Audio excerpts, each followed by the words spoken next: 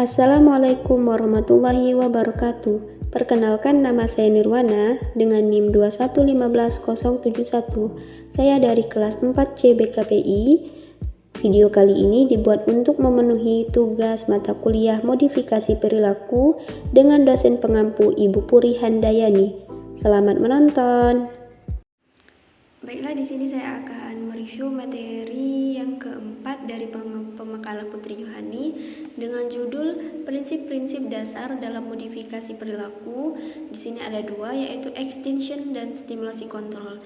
Nah, pertama-tama saya akan mereview tentang kesimpulan materinya, yang itu tentang extinction. Nah, extinction ini dapat diartikan sebagai suatu teknik modifikasi perilaku penghapusan yang merupakan suatu strategi untuk menghentikan penguatan terhadap perilaku yang tidak tepat atau tidak pantas. Nah, extinction ini yaitu merupakan suatu teknik yang digunakan untuk menghapuskan suatu perilaku.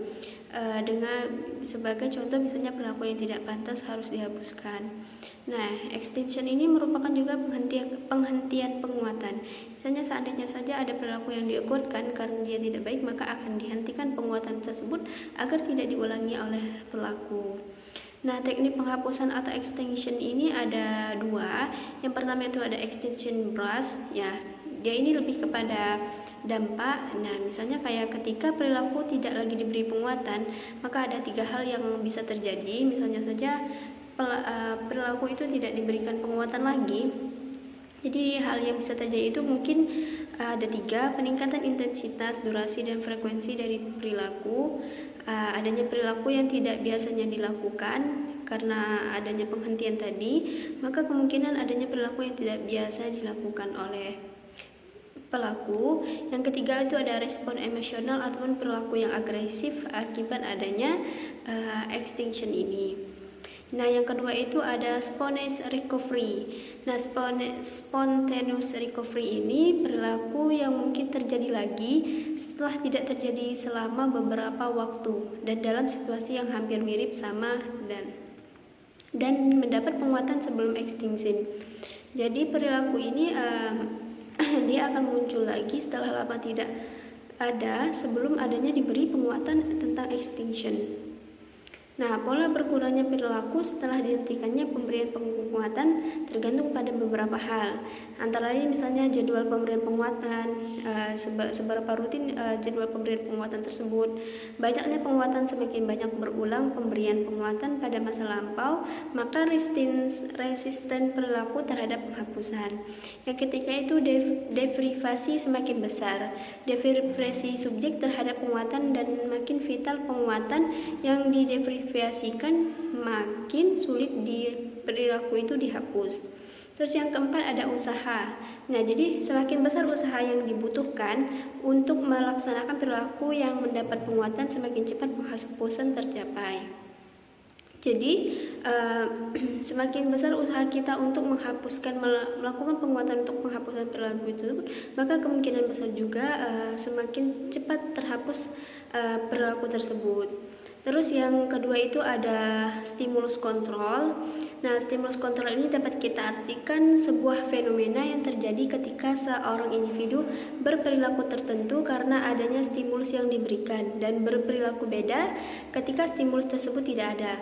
Jadi di sini adalah munculnya perilaku yang kemungkinan kita berikan ada, terus perilaku tersebut akan berbeda ketika tidak kita berikan stimulus. Maka jadi di sini ada beberapa pengembangan stimulus kontrol. Yang pertama itu ada stimulus discrimination training. Nah, stimulus kontrol ini berkembang karena tingkah laku diperkuat hanya jika stimulus antisedon yang spesifik hadir. Jadi jika stimulus antisedon itu spesifik hadir, maka tingkah laku itu akan diperkuat. Terus yang kedua ada the three term contingency. Nah, menurut skenario ini stimulus discrimination training ini melibatkan 3 dan kontingensi di mana konsekuensi atau penguatan atau furniture-nya adalah bagian dari munculnya tingkah laku hanya saat spesifik stimulus antecedent itu muncul, melibatkan hubungan antara simulasi tingkah laku dan konsekuensi dari tingkah laku analisis behavior. Biasanya menyebutkan behavior konsekuensi dari tingkah laku stimulus berkembang menjadi stimulus kontrol karena tingkah laku diperkuat atau dipunis hanya jika stimulus antecedent muncul.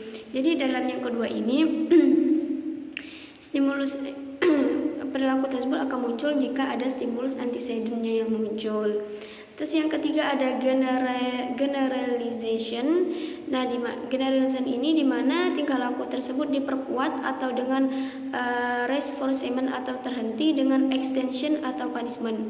Jadi yang ketiga ini perilaku itu akan ada jika adanya penguatan atau dengan adanya suatu hukuman yang diberikan. Kemungkinan itu saja review dari saya mengenai materi tentang prinsip-prinsip dalam assertive training atau modifikasi perilaku yang berupa extension dan stimulus kontrol. Penyusunan makalahnya juga bagus, sesuai dengan urutan. Namun ada beberapa penjelasan yang kurang dijelaskan, misalnya kayak seperti stimulus, yang ke stimulus kontrol tadi ada 3 jenis pengembangannya tadi. Ada di sana ada beberapa yang kurang penjelasan. Pemakalahnya juga mengurutkan sesuai dengan penyusunannya sistematis. Sekiranya itu saja. Saya mohon maaf apabila ada kata-kata yang salah dalam penyampaian materi saya ataupun pemahaman saya terhadap materi ini kurang. Itulah review materi dari Putri Yohani. Apabila ada salah saya mohon maaf. Terima kasih. Assalamualaikum warahmatullahi wabarakatuh.